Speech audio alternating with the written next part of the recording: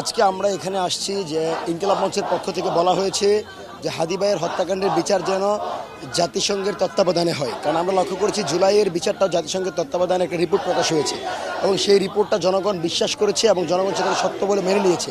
সেজন্য আমরা মনে করি শহীদ শরীফ ওসমান হাদি হত্যাকাণ্ডের বিচারের যেহেতু কোনো অগ্রগতি নাই এবং সেই বিচার প্রক্রিয়ার মাধ্যমে এখন পর্যন্ত কাউকে গ্রেফতার করা হয় নাই, সেজন্য আমরা জাতিসংঘের তত্ত্বাবধানে আমরা চাই এই বিচার প্রক্রিয়া শুরু করুক। সেজন্য প্রফেসর ডক্টর মোহাম্মদ ইউনূস যেন অনুরোধ করে জাতিসংঘের একটা প্রতিনিধি দলকে এখানে এনে বিচার প্রক্রিয়া শুরু করেন, সেই দাবি জানাচ্ছি আমরা।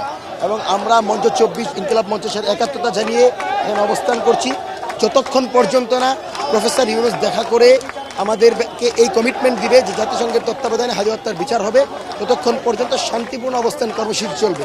কোনোভাবেই আগামীর ত্রয়োদশ জাতীয় সংসদ নির্বাচনকে প্রশ্নবিদ্ধ করা যাবে না। সেজন্য সর্বাত্মক শান্তিপূর্ণ অবস্থান থাকবে। কোনো সহিংসতার দিকে আমরা যেতে চাই না, আমরা শুধু আমাদের ভাইয়ের বিচারটাকে নিশ্চিত করতে চাই। সেজন্য আমাদের স্লোগানও ছিল justice justice we want justice. এবং এই আন্দোলন ততক্ষণ চলবে যতক্ষণ না প্রফেসর ডক্টর মোহাম্মদ ইউনূস সরাসরি এসে নিজে বলে যান যে এই বিচারের ব্যাপারে অগ্রগতি কী এবং তিনি জাতিসংঘের প্রতিনিধি দলকে অনুরোধ করবেন কিনা, তার আগ পর্যন্ত এটা চলবে। এবং এটা শুধুমাত্র ইনকিলাব মঞ্চের প্রোগ্রাম না, এখন বাংলাদেশের জনতার দাবি হয়ে গেছে। এবং আমরা মনে করি বিচারহীনতার সংস্কৃতির পরবর্তী বিচারের যে সংস্কৃতি এই সরকার শুরু করেছে, জুলাইয়ের পর যে বিচার নিশ্চিত করা যায় সেটি আমরা দেখতে পাবো তখন যখন হাদি হত্যার বিচার হবে।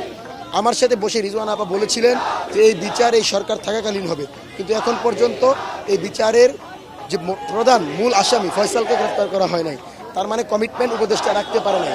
সে জায়গা থেকে আমরা মনে করি যে নির্বাচনের পূর্বে যদি এই বিচার নিশ্চিত করা না যায় তাহলে এই বিচার পরবর্তীতে হবে বলে আমরা মনে করি না। কারণ বাংলাদেশে আমরা লক্ষ্য করেছি যে পূর্ববর্তী বিচারগুলো দীর্ঘায়িত হয় এবং যে কোনো একটা প্রক্রিয়ার মাধ্যমে অপরাধীরা পালিয়ে যায়। কেউ কি এখন দেখা করতে গিয়েছেন?